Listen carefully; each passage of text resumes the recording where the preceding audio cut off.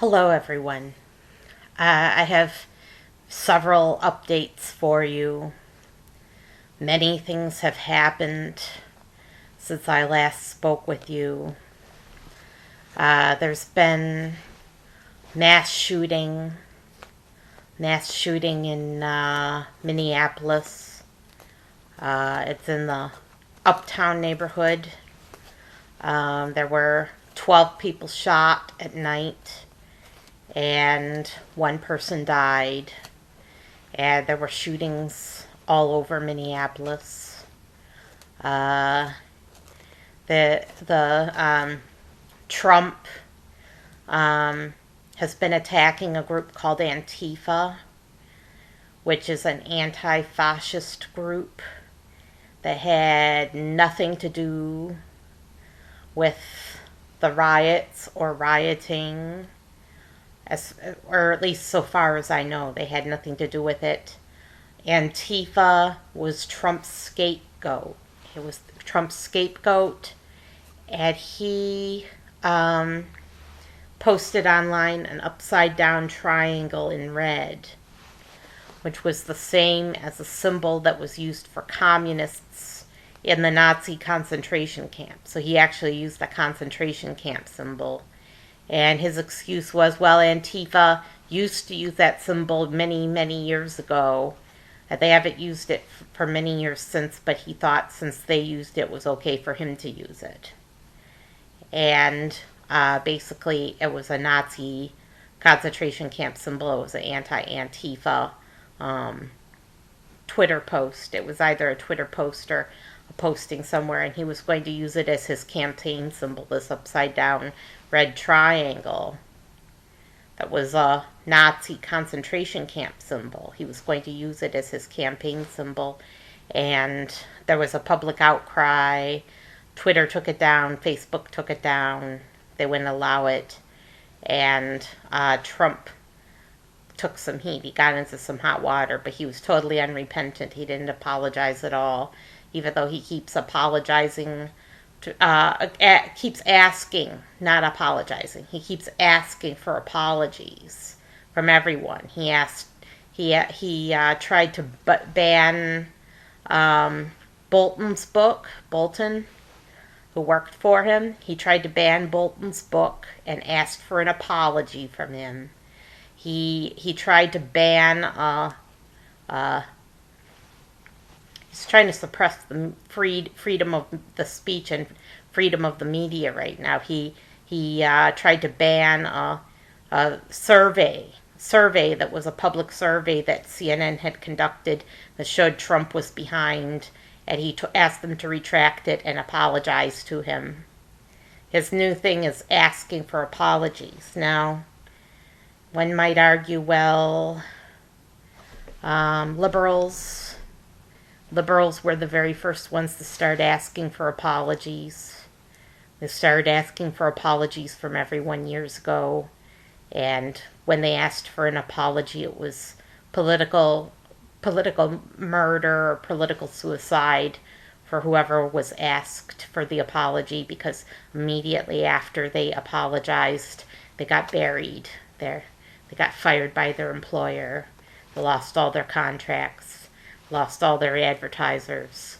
Everyone abandoned them, and they were unemployed and had no gainful means of employment, just buried, basically, by these apologies. But now Trump is doing the same thing. Trump is asking for public apologies from people for ridiculous things, anything that he doesn't like now, anything he doesn't like at all. Just the slightest thing, like anti-Trump poll that shows that Trump is behind. Anything he doesn't like, he's asking for an apology now. And this is his new thing, asking for apologies. And our society has become mad for apologies. Everyone and everything wants an apology. And they're not getting any apologies, but they still want them.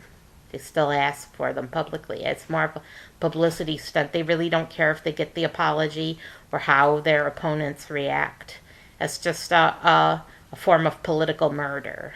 It's stabbing someone with a dagger politically. So Trump is asking for his apologies after he posted a Nazi symbol. And, of course, he threatened to sick dogs on the protesters, said he would do worse to the protesters than that they would feel wrath like no protesters had ever felt before in the history of the world. He tear gassed them just so he could take a step outside.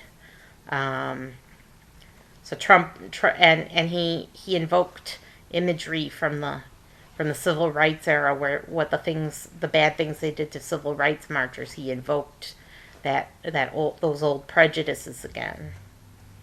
So Trump has been doing bad things, mass shootings, and now something all of you should be concerned about. Every single last one of you, anyone, everyone, should be concerned about the conflict now between China and India. China and India are currently in peace talks. And when you hear peace talks, really it's not peace talks at all. It just means that they're on the edge of warfare. They're right on the edge of war. And what happened was there was a border conflict. There was a border conflict. The two sides killing each other they didn't even have guns. They weren't allowed to carry guns. So they were beating each other with sticks and stones. And somebody, I'm not sure who, was probably on the Indian side, claimed that the Chinese had clubs with nails in them, like a nailed club, and that they were clubbing them with a nailed club. And there were at least 20 dead on the Indian side. The Chinese were not admitting to any casualties at all. And they weren't admitting to anything. They weren't going to admit that they had any casualties or that they had any weaknesses whatsoever. So they kept it a secret, the Chinese did, which seems to be their policy on most things, keeping most things a secret. They weren't releasing their casualties. But right now they're in talks. This is so important to the whole world because America are the allies traditionally of India, but they might not be anymore because of Trump. And traditionally the big ally of China is Russia. And of course, U.S. and Russia own 90% of the nuclear weapons, right? It could get us into a nuclear war. So we could indeed, possibly, just because of these people throwing sticks and stones at each other and acting barbaric, we could be on the brink of World War III. And there really is no way of knowing who started this because it's a he said, she said. The Chinese are claiming that the Indian people are on the border. The border guards need to quell their anti-communist and anti-Chinese sentiments, that they're anti-Chinese on the border, and that they have anti-Chinese sentiments, that caused them to start this conflict. On the Indian side, they're claiming that the Chinese people set up a tent. They set up a tent near the border. And this was against the peace talks that they had been having just as recently as June 6th. They had agreed not to set up a tent, and the soldiers set up a tent anyway. And so the Indian guards retaliated when they saw this tent because it was against what they had agreed to. And it started this conflict with however it started, and some Indian observers were speculating while the Chinese pushed us, they were trying to push the border further over and take some of our land, and there's speculation on both sides. No one knows how it started. This is all speculation. We aren't sure how this started. But let's all pray for peace. Let's all of us pray for peace. That's all we can do at this point is pray for peace. And maybe I wouldn't write any letters at this point, because you could get in trouble with India and or China, both of them. They're I mean, Modi is pretty intense guy. Some people consider him to be far right or very conservative. Chinese premier, I don't know much about him, so I can't really make a comment on the Chinese premier. But it's really serious conflict, and it could escalate into something much, much worse. I don't know who you can really trust as far as these world leaders go. There's really no way of knowing who you can trust or who's trustworthy.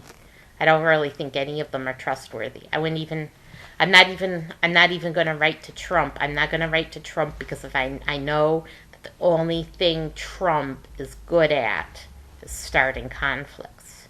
He's not good at de-escalating conflicts. He's not good at making peace. He's good at escalating conflicts and turning people against each other and playing favorites and playing power politics and making a mess of everything. He's no good in peace talks, so we want to keep Trump out of this. So don't write to Trump. I guess the only thing we really can do is pray and hope Trump stays out of it and that it's off his radar and that he doesn't notice what's going on. Because if he does get involved, he'll make a mess of things. So now that we're facing our own mortality, staring down the possibility of total warfare, the possibility, not the definiteness. I am not making any doomsday predictions like some people do. Now that we're staring down the possibility of our own mortality, of instantly getting into World War III and being vaporized, Trump has renewed the nuclear program. He's building new nukes every day. He's got a new nuke that he just designed and launched to test it. And we're facing our own mortality now. We're facing the possibility of instant Armageddon. No second chances. No chance to correct ourselves. No second chances. No second chances to redeem ourselves, or even, humanity won't cut a break. Humanity won't cut a break. It could be the end of humanity. Or at least more than half the world's population will be decimated. So now that we're facing this total disaster, this total disaster, we have to confront what I have referred to before as the dark side. But in actuality, what I really mean by the dark side is the negative, destructive aspect of creation. What we refer to or view or consider as evil. We have to confront evil. So how do we face evil? How do we look it in the face? How do we face the negativity within ourselves? How do we face our own corruption of spirit? How do we correct ourselves before it's too late, while we still have an earthly existence and have a chance to reform? How do we confront the negative aspect of creation? Why? You just keep asking yourself, why? Why is there evil? Why is there bad? Why is there a negative aspect to creation? Why?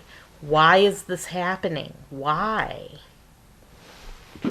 Isn't our Creator supposed to be all good?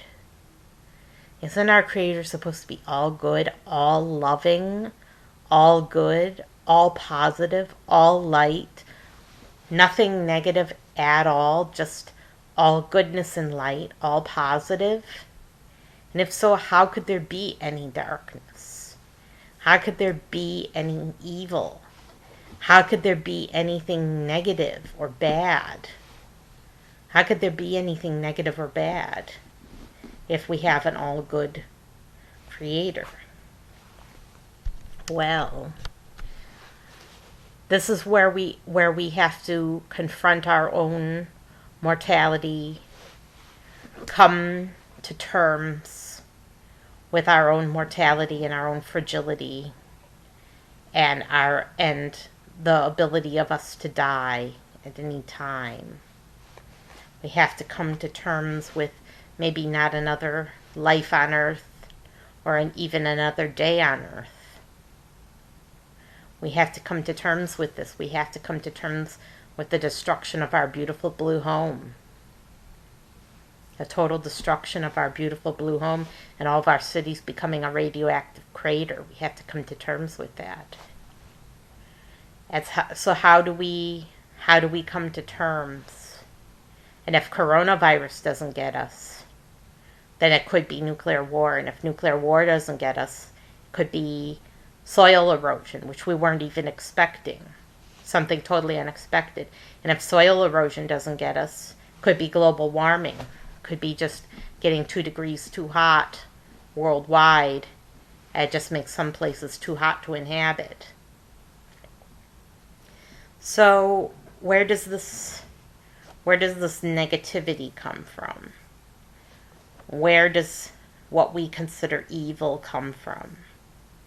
Where does destruction come from? We have to confront the fact.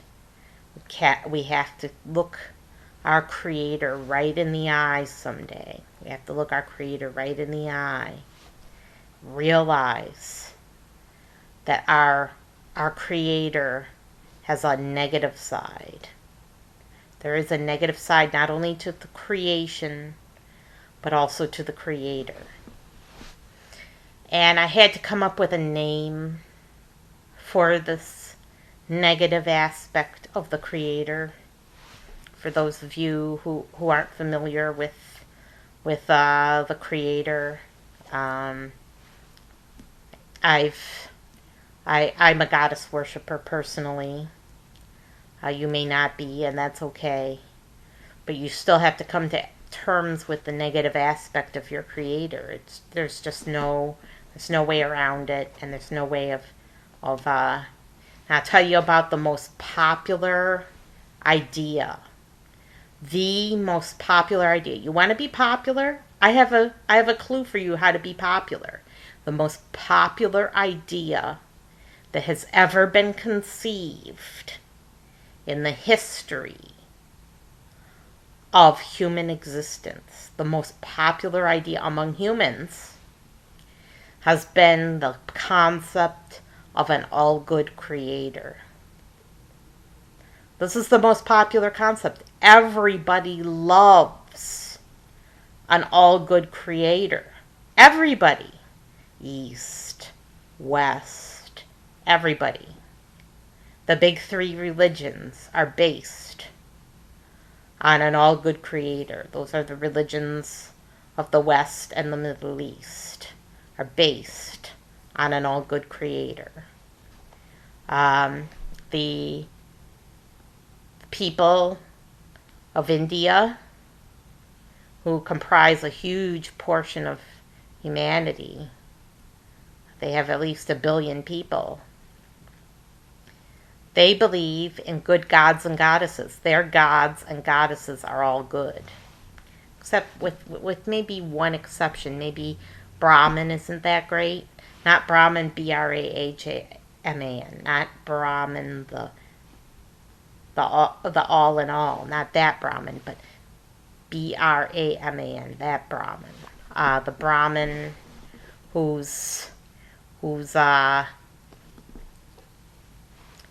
he originated being clothed in the flesh. He's He's the originator of all the ills, supposedly. And they don't like him very much, and they don't worship him much. But they don't say he's bad. They just say they don't like him much. They just don't like him much. But they don't consider him bad. But most of their heroes, like Shiva the Destroyer, Vishnu the Sustainer, and all their goddesses, they consider all good. And they worship them as all good, and they consider them all good. They consider them perfect beings. And they're all good. And any religion that had bad gods, bad goddesses, or shady gods and goddesses that were off or weren't quite right, all those religions fell by the wayside because they were wildly unpopular. It was wildly unpopular. It was the most unpopular idea that had ever been conceived, was that a creator could have a dark side. It was so unpopular. Even though darkness is all around us. Even though darkness surrounds us and is all around us. Even though it's with us every day. It was the most unpopular idea ever conceived, and it fell by the wayside. Whereas the idea of an all-good creator was elevated all the way up. Now,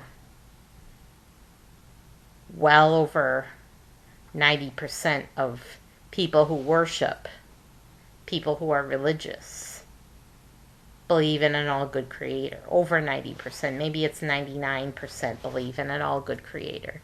New Agers, Hindus, maybe Buddhists, but they don't really... Buddhists, they don't really worship any gods or goddesses. They're religious, but they don't worship gods and goddesses.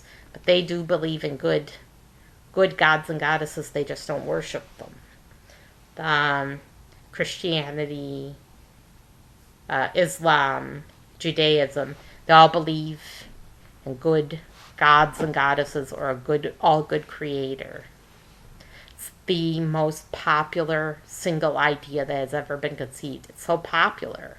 And if you want to be popular, that's what you need to do. You need to go out there and say, they're all good. They're all good. It's all good. It's all good. God is all good. And then you'll have 1 million followers because it's the most popular idea ever. But what if you want to tell people the truth about themselves, about their world, about their creator? If you want to tell people the truth, even if it's unpopular, what do you say? And a lot of people who believe that the creator is evil have become atheists because they just feel that if the creator has any darkness, if the creator has a bad side, I don't want to worship them. They're not worthy. They're not worthy of my worship. They're not worthy anymore if they're not perfect. I only worship perfect creators like I've been taught by my mother and father. And if they're not perfect, I refuse to believe. And they have to be imperfect. So I won't worship them and I won't believe. And so that's the atheists. But I feel differently. I feel a little differently. I'm a little different. I'm off the beaten path. And I feel that if a creator is mostly good and has given us pretty good lives, and if we've had an easy time of it, and if we've lived pretty good lives and had a pretty good life, and lived on a pretty good planet that was pretty nice place to live, then even if our Creator does have a dark side, shouldn't we worship him or her? Shouldn't we? Shouldn't we?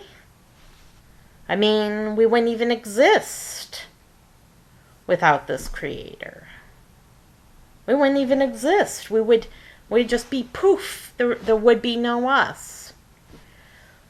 So, no matter what may come or what happens, we have to worship the Creator even if they're not all good. We have to. We have to give our worship because that it's in our natures. It's in our natures to worship. And it's good for us. It's good for us to worship. It's a healing to the mind. We need to make peace with the only way we can make peace with ourselves is if we make peace with our Creator. There's just no other way to come to terms with the darkness within ourselves without coming to terms with the darkness in our Creator. We have to. We have to come to terms with the negative side of existence. We have to come to terms with the negative side of creation, the negative side of ourselves, and the negative side of our Creator. We just have to. We have to do it. It's what we were born to do. If we fail to do it, we're going to either be born again on earth into another even more miserable existence, or we're never going to achieve our goal, what we set out to do when we first came into this life. We'll have failed. We'll have failed miserably. Nobody wants to be a failure. So we have to come to terms. We have to. And I have given a name. I was going to put up for a vote, but I didn't care for that. I kind of didn't like that idea of putting it to a vote. So I came up with a name on my own. The Maleficent. The Maleficent Goddess. This is my name. But if you're a man worshiper, you can call this Creator the Maleficent God, if you choose. It's up to you. I prefer Maleficent Goddess. I believe that we were inspired to create movies such as Maleficent, Broadway plays such as Wicked, to educate people about the negative side of our Creator. And I don't know if any of you have seen Maleficent. It's a great movie. Go ahead and see it if you haven't seen it. Maleficent is great. Angelina Jolie had the rare opportunity of playing Goddess, which doesn't happen to very many people in a lifetime. Not many people get an opportunity to play a goddess. And Angelina Jolie had that opportunity. She should feel very honored. She probably doesn't even know, because the movie wasn't even specifically about a goddess. It was about a fairy who turns negative and perhaps even evil. But even if that fairy wasn't evil specifically, she was very destructive. And why? Because she was wronged. She was deeply wrong. They cut off her wings. How would you like if someone cut off a piece of you? If someone came and cut your hand off, like your right hand. Suppose somebody came and cut your right hand off, how would you feel? They cut her wings off. So she turned negative, as a result. And we've wronged Goddess. We've wronged Goddess. Look at the universal rejection of a goddess. That's enough to inform us. But the almost universal rejection of the idea of a goddess is enough to inform us of what Goddess must feel toward us. She feels rejected and hurt, and she has a lot of pain. But one side of her rises above, stays above, and refuses to sink down, and refuses to be soiled or sullied or contaminated in any way. But because Goddess is all in all and she's everything and she's all creative, another side of Goddess sinks down. That side of Goddess is Maleficent Goddess.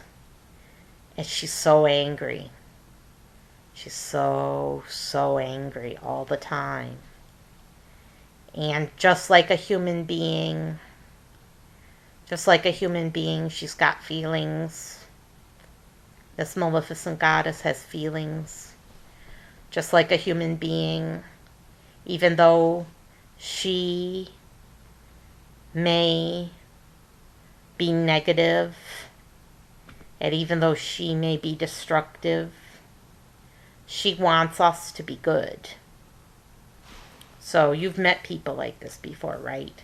They have a conscience. They have morality. Even though they do bad, they expect you to be all good.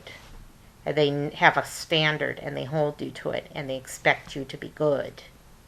They expect you to be good. They don't like you if you're bad. Nobody likes anyone bad. So this Maleficent Goddess has a double standard. How do we come to terms with our Creator having a double standard? She expects us to be good. She's not so good. But Maleficent Goddess is very wise. And Goddess is a whole being. She hasn't separated herself from Maleficent Goddess. The whole Goddess hasn't separated herself from Maleficent Goddess. She's embraced her. She's embraced her and taken Maleficent into her fold. She hasn't separated herself. She hasn't divided herself in two like Piccolo from Dragon Ball Z. She didn't divide herself. She accepts Maleficent and embraces Maleficent Goddess into her fold. A Maleficent Goddess has wonderful powers because she's a goddess. Maleficent Goddess can create. But she can also destroy. And that's what she does most of, is destroy. But she understands. She understands and sympathizes with those of us who are bad. She gets angry, but she can sympathize, and she can even bend the rules for us a little bit if she wants to. She doesn't want us to be bad. She wants us to be good. She can be a little bit judgmental. She can understand, even though she can understand, she doesn't want us to be bad because she wants us to be all good. Actually, the whole goddess as a whole, or a goddess's positive side, is much more accepting of our foibles and faults than Maleficent Goddess is. Just something to think about. If you want to get on Maleficent's side, and you have to, if you want to avert World War III, you have to get on Maleficent's good side. But the only way to get on her good side is to be better. Not be best. Be best is ridiculous. Be better. So how do we be better? Well, we have to face the darkness within ourselves. And we have to face Maleficent. We have to face the darkness in the world and the darkness within. And it starts within. And Maleficent is a part of us. She's a part of us, just like the whole goddess is a part of us. Maleficent is a part of us also. And we're a part of her. We are a part of Maleficent Goddess. The darkness within us is a part of Maleficent as well. And we ask, why did Maleficent create evil? Why did she create evil, and why does she embody the negative?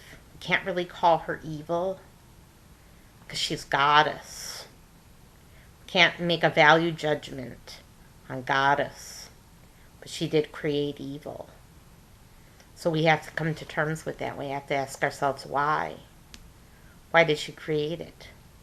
Well, because she's endlessly creative and she spontaneously arose.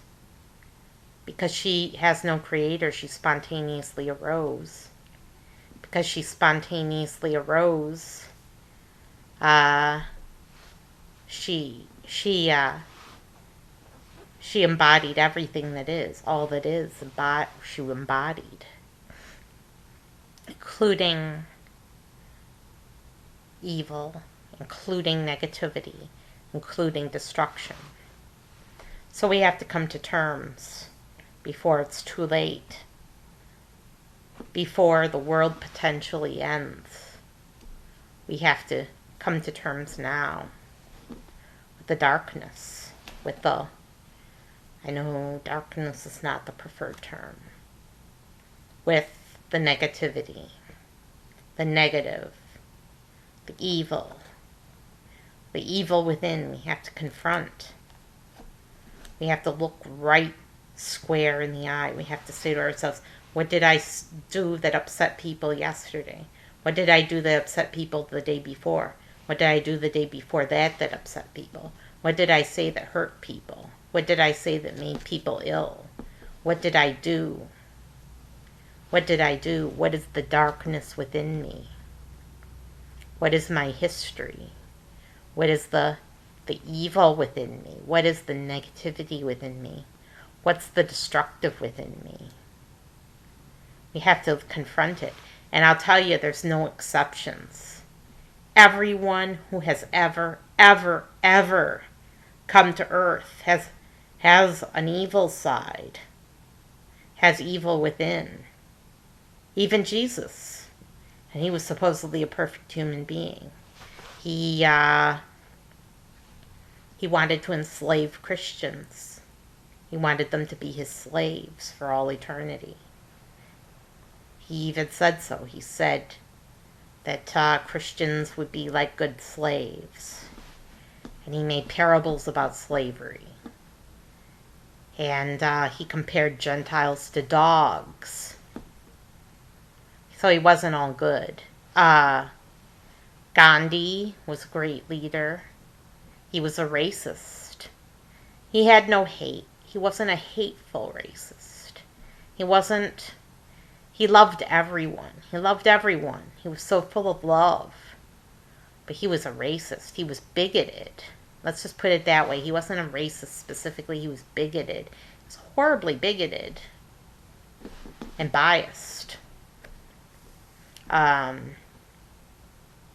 Buddha ate poop. And he made a analogy about elephants being killed.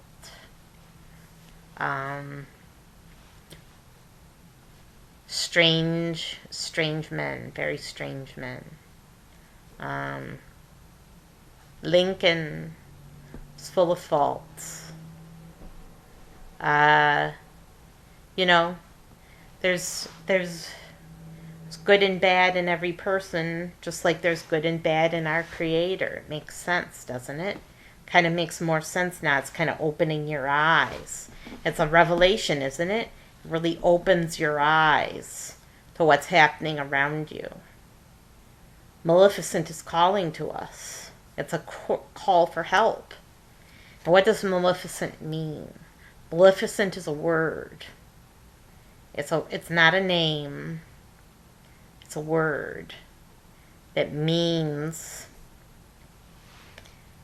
the evil or negative, an evil or negative supreme being, a god or a goddess who's evil or negative, or has evil and negative aspects. So we have to confront evil. We have to look evil square in the eye at the things that we consider evil, whether that's a value judgment or not.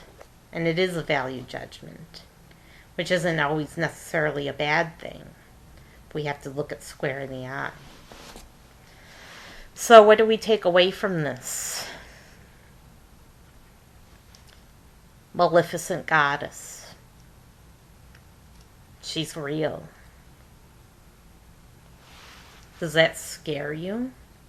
She can be quite scary. Sometimes she wants to scare people. Sometimes she wants to frighten people. She loves people who don't get scared. She loves them. But she wants to scare us if she can. And we have to confront what we fear most. We have to confront the scary. We have to confront the negative. We have to confront things that give us a bellyache and make us want to go to bed. Things that give us a bellyache and make us want to go to bed. And just, all we want is peace. Even though we yell every day at our daughters and sons. Even though we yell every day, we just want peace for ourselves. A little bit of peace for ourselves before we die. And just every day peaceful. And a little bit of peace for ourselves before we die. And then whatever happens after we die, we'll deal with it then. We won't deal with it now because we're too sensitive. It gives us belly aches. It makes us want to go to bed and sleep. Like my mom. Like she always says every day, now I have a bellyache and I'm going to bed. She does. She goes to sleep for 3 or 4 hours straight. Every single time I talk to her. She doesn't want to hear anything negative. She doesn't want to hear anything bad. She told me she just wants a little peace before she dies. She just wants a little bit of peace. I don't get any peace from her. She doesn't give me any peace. She yells at me. But she wants a little peace for herself. So, it's your choice. Either confront the darkness within, or get a little peace for yourself before you die and then go to something very unpeaceful after you die. It's your choice. You have to live with it. You have to live through it. Your soul will go on to something very unpeaceful. Is that what you want? Or are you going to confront the dark side, confront your own darkness? Look at the darkness within. Look at the things that you do every day that make people feel bad. Even if you're only a little bit negative, you need to look at that little bit of negativity. Like that perfect person who judged me. Perfect body, perfect face, perfect child, perfect mother, perfect parents, perfect husband, perfect life, and then she passes judgment on me and says, you are making excuses. You're just making excuses. No more excuses. For getting fit, being trim like her, has always been trim. Never had one extra fat cell on her body. Never grew extra fat cells. Doesn't actually have twice as many cells as a normal human being. Just perfect in every way. Perfect body. Not 2 trillion fat cells screaming for more fat. You're making excuses. So she's not perfect either. She may think she's perfect, but she's not. And there really is no such thing as perfection. Goddess actually hates the concept of perfection. And humans love it. It's the second most popular idea that's ever been conceived as perfection. But it's not real and it's not true. Buddha rejected perfection with good reason, because there is no such thing. It's just a human construct. It's made up. There is no perfection, and there shouldn't be. And Goddess wouldn't want it that way. So I'll leave you with that thought about perfection being a fallacy. Just tell yourself perfection is a fallacy. The way my mom used to say, hunger is a fallacy. Perfection is a fallacy. And look within. Look within, confront the darkness within yourselves before it's too late. Because everything right now seems to be headed as a runaway train headed toward destruction one way or another. And it's the Maleficent Goddess. She's desperately trying to reach us. She's desperately trying to get into contact with us and get our attention. Will you answer the call? I'm Sarah Jane Alpha Wolf, signing off. Have a terrific week. And consider confronting the darkness within.